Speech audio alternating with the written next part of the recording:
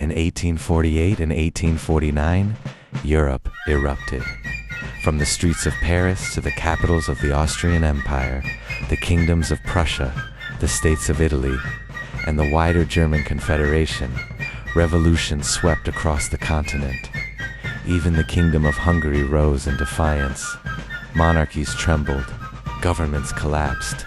Ordinary people, workers, students, and reformers rose up demanding constitutions, rights, and representation.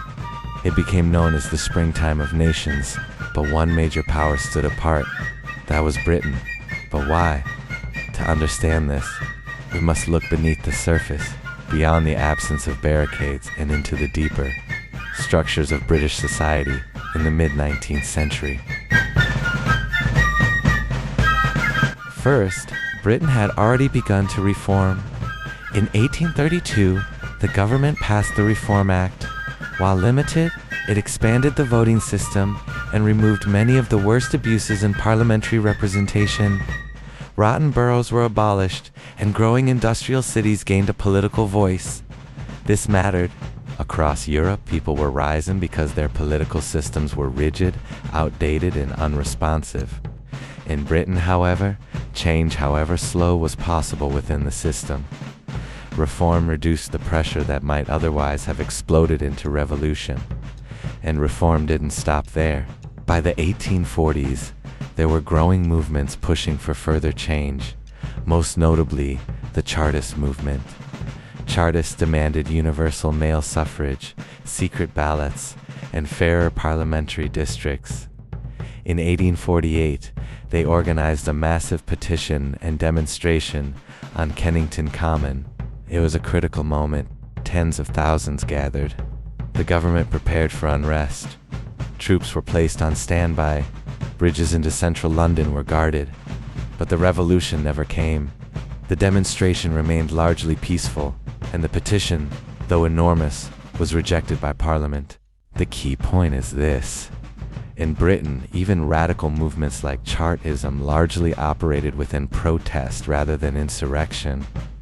There was anger, but not the same widespread willingness to overthrow the system entirely. Second, Britain's economic situation, while difficult, was more stable than much of Europe. The 1840s were the hungry 40s, marked by hardship and rising food prices. Yet Britain avoided the catastrophic agricultural crises seen elsewhere. While Ireland suffered terribly during the Great Famine, mainland Britain did not experience famine on the same scale. Industrialization also played a role. Britain was the world's leading industrial power. Cities were growing, factories expanding, and although conditions were harsh, there was still a sense, however limited, of economic movement and opportunity. In contrast, many continental economies remained heavily agricultural, with deep inequality and lingering feudal structures. This difference mattered. In places where people faced starvation and had no route to improvement, revolution became far more likely. Third, Britain's political culture was fundamentally different.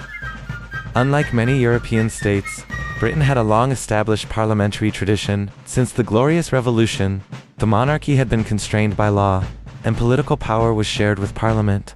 This created legitimacy. Even critics of the government often believed change could come through legal means. The idea of completely overthrowing the system was less appealing when that system already allowed for some participation and reform. There was also no single unifying revolutionary movement strong enough to mobilize the entire population. Discontent existed, but it was fragmented. Fourth, the British Empire was prepared and capable. The British closely watched events in France, Austria, Prussia, and across the Italian peninsula, where uprisings had already toppled governments or forced major concessions. It took no chances. Police presence was increased, key locations were secured, and authorities were ready to respond. But repression was measured. Unlike in parts of continental Europe, where heavy-handed crackdowns intensified unrest, Britain balanced control with restraint. This helped prevent escalation. Finally, geography and identity played a role. As an island kingdom, Britain was insulated from the immediate spread of revolution. The physical separation from mainland Europe provided both a practical and psychological buffer. At the same time, there was a growing sense of national stability. Many viewed Britain's system, imperfect as it was, as preferable to the chaos unfolding across Europe. So while revolution engulfed France, destabilized Prussia, ignited nationalist movements in Italy, shook Austria, and triggered war in Hungary, Britain remained standing. This does not mean Britain was free from conflict or injustice. Inequality remained vast. Millions still lacked the vote. Ireland was in crisis. But the difference lay in flexibility. Britain did not avoid revolution because it had no problems. It avoided revolution because it had just enough reform, just enough stability, and just enough belief in gradual change to prevent those problems from boiling over.